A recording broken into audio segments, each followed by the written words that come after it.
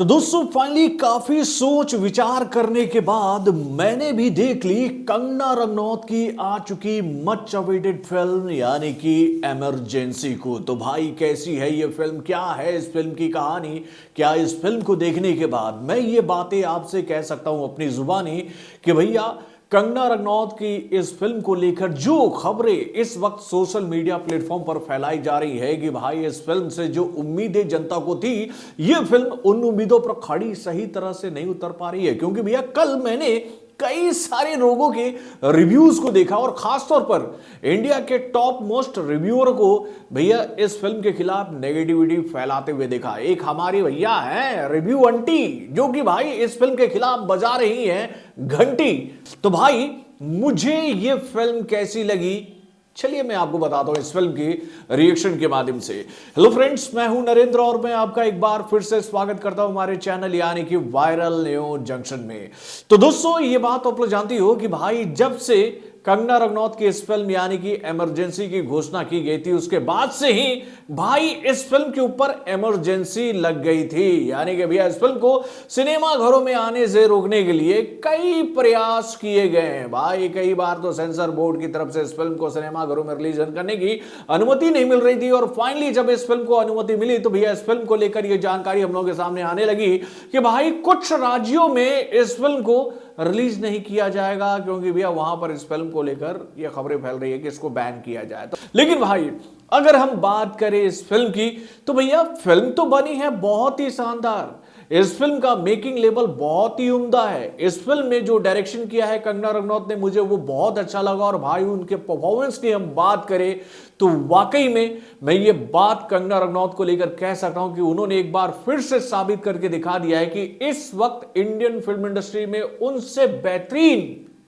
Female actress है नहीं मेरे भाई। उन्होंने जिस तरह से इंदिरा गांधी के जीवनी को जिया, उनके किरदार को जिस तरह से अपने अंदर ढाला और उस किरदार को पब्लिक के सामने इस फिल्म में जो रखा है ना, लग रहा था कि साक्षात इंदिरा गांधी नजर आ रही है इस फिल्म में मेरे भाई। क्या परफॉर्मेंस किया है इस फिल्म में कंगना रनौत ने। अब देखिए इस फिल्म को लेकर यह बात पहले से ही सेट की जा रही थी, इस फिल्म के खिलाफ यह प्रोपेगेंडा सेट किया जा रहा था कि भाई ये फिल्म जो है वो इंदिरा गांधी की छवि को खराब करने के लिए, धूमिल करने के लिए, बदनाम करने के लिए बनाई गई है। क्योंकि भैया इस फिल्म को जो अभिनेत्री बना रही है उसका सीधा कनेक्शन जो है वो कांग्रेस के अपोजिशन पार्टी यानी कि भैया बीजेपी से है। तो भाई क्या कंगना रनौत अगर बीजेपी की सांसद है तो वो इस फिल्म में कुछ भी ऊल जुलूल डाल देंगी और लोगों को बताने की कोशिश करेंगे कि भैया देखो इतिहास में ऐसा हुआ। लेकिन मैं आप लोगों को एक बात कहता हूं कि जाओ आप इस फिल्म को देखो और इस फिल्म को जब आप देखोगे तो भाई आकर गूगल पर सर्च करना कि भैया इस फिल्म में दिखाए जा रहे जितने भी इंसिडेंट हैं उनको लेकर कोई रिलेवेंट सच्चाई है कि नहीं। और खास तौर पर इस फिल्म में मैं संजय गांधी के उस किरदार को लेकर, उनके द्वारा उठाए गए उस स्टेप को लेकर एक बात आप लोगों से कहना चाहूंगा कि भाई संजय गांधी ने जब नसबंदी वाली योजना शुरू की थी ना, अगर वो योजना प्रॉपर वे में इंडिया में कर दी जाती ना, कहते ना भैया कोई डिसीजन ऐसा हार्डकोर डिसीजन होता है जो कि भैया पब्लिक के ऊपर एक अन्याय की तरह नजर आता है लेकिन उसका एक अच्छा पहलू भी होता है। देखिए आज हमारे देश की जनसंख्या कितनी है तो भैया वो 150 करोड़ के ऊपर हो चुकी है। यानी कि भैया हम लोग चाइना को क्रॉस कर चुके हैं और जनसंख्या वृद्धि होने की वजह से ही आज हमारे देश में बेरोजगारी का लेवल कितना ऊंचा है, फूड सेफ्टी बिल यहां पर कितना वीक है, लोगों को खाने के लिए भी कितना जद्दोजहद करना पड़ रहा है। तो भाई अगर वो नसबंदी योजना प्रॉपर वे में इंडिया में चल जाती है और लोग उसके मोटो को समझ लेते तो आज हमारे देश में जो जनसंख्या वृद्धि विस्फोट जो हुआ है वो नहीं होता और आज हम सुखी, समृद्ध और शक्तिशाली और एक उन्नत कंट्री होते। ये बात आप मानते हो कि नहीं। उसके बाद भाई जब आप इस फिल्म को देखोगे ना तो इसमें आपको ये बात समझ में आएगी। एक वक्त कांग्रेस के द्वारा ये बात कही जाती थी India is Indira, Indira is India.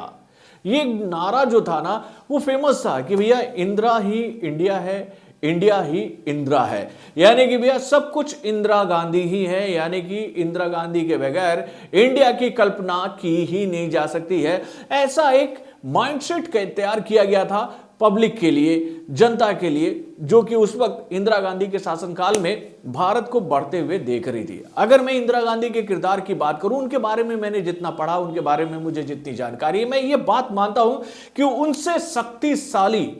प्रधानमंत्री आज तक इंडिया में कोई दूसरा हुआ नहीं है। उनके शासनकाल में कई सारे अच्छे काम किए गए, कई सारे अच्छे काम किए गए, और कुछ काम ऐसे हुए जो कि भाई उनके किरदार को एक अलग ही आयाम देकर चले गए पॉलिटिकल जीवन में। उसमें से जो सबसे बड़ा इंसिडेंट था वो था इमरजेंसी वाला। तो भाई इंडियन पब्लिक को ये बात जानने का हक है कि नहीं, जो लोग इंदिरा गांधी के जीवन को देखें अपनी नजरों से वो तो जानते हैं कि उनके शासनकाल में क्या हुआ। लेकिन भैया ये जो नया युग आया है, जिसको हमेशा ये बात सुनने को मिलती है कि इमरजेंसी लग गया था, इमरजेंसी लग गया था, उस वक्त ये हुआ था, वो हुआ था, ऐसा हुआ था, वैसा हुआ था, इंदिरा गांधी ने ऐसा किया था, वैसा किया था, ये लोग तो डिबेट में सुनते हैं ना। तो भाई जो सच्चाई थी उस टाइम की, उस दौर को अगर दिखाया जा रहा है इस फिल्म में, तो भाई इसका सपोर्ट करना चाहिए ना। तो दोस्तों वाकई में फिल्म की कहानी बहुत ही अच्छी है, और इस फिल्म को लेकर मैं आप लोगों से एक बात बहुत ही ईमानदारी से कहना चाहूंगा कि भैया इस फिल्म के खिलाफ जो ये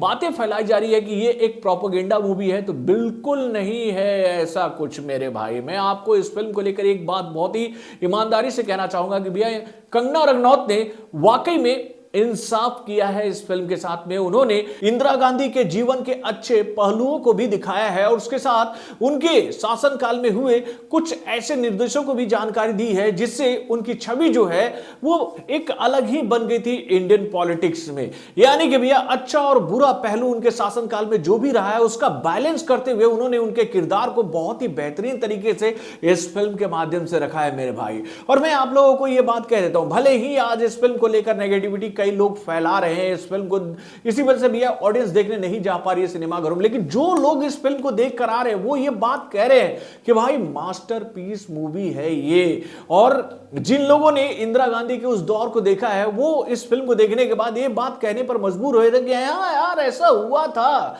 ऐसा हुआ था। तो भाई ये जो रिव्यूअर्स हैं जो कि भैया इस फिल्म के खिलाफ नेगेटिविटी फैला रहे हैं, उनका मोटो क्या हो सकता है आप समझ सकते हो। और भैया कुछ लोग चाह रहे हैं कि भाई ऐसी फिल्म रिलीज नहीं होनी चाहिए थी, अगर ये फिल्म रिलीज हो जाएगी तो हमें बहुत बड़ा नुकसान होगा, और वो लोग कौन होंगे ये बात आप अच्छी तरीके से जान रहे होंगे। तो भैया अगर आप लोग मुझसे ये बात पूछोगे कि मुझे ये फिल्म कैसी लगी, तो भाई इस फिल्म का फर्स्ट हाफ बहुत ही अच्छा था, लेकिन मैं इस फिल्म के सेकंड हाफ की बहुत ही प्रशंसा करना चाहूंगा। इस फिल्म का जो सेकंड हाफ था वो बहुत ही जबरदस्त था मेरे भाई। यानी कि भैया एक अच्छी मूवी, फर्स्ट हाफ में फिल्म बिल्ड हो रही है और सेकंड हाफ में जो कंक्लूजन हम लोग के सामने आता है वो बहुत ही शानदार था। और मैं आपको एक बात कह देता हूं भैया, जो लोग इस फिल्म को ये सोचकर देखने नहीं जा रहे सिनेमाघरों में कि ये एक प्रोपेगेंडा मूवी है, जब वो इस फिल्म को ओटीटी प्लेटफॉर्म पर देखेंगे तो भाई वो बोलेंगे मास्टरपीस मूवी है ये। और भाई जब ये फिल्म ओटीटी प्लेटफॉर्म पर रिलीज होगी ना, आप देखिएगा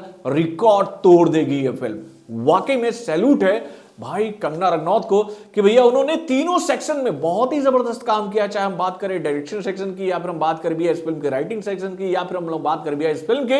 एक्टिंग वाले डिपार्टमेंट की। साबित करके दिखा दिया है कंगना रनौत ने कि भाई वो मल्टी टैलेंटेड एक्ट्रेस है भाई बॉलीवुड की। और अगर आप लोग मुझसे ये बात पूछोगे कि मैं इस फिल्म को कितना स्टार देना चाहूंगा, तो भैया मैं इस फिल्म को 3.5 स्टार देना चाहूंगा, क्योंकि भैया इस फिल्म के कुछ पार्ट्स जो कट गए थे ना, अगर वो नहीं कटते ना तो थोड़ा सा और मजा आता। तो बॉलीवुड से जुड़े और भी कई सारे खबरों को जानने के लिए हमारे चैनल यानी कि वार्न जंक्शन को सब्सक्राइब करना ना भूलिएगा, और हमारे अपडेट्स को जानने के लिए बेल आइकन को जरूर दबाइएगा।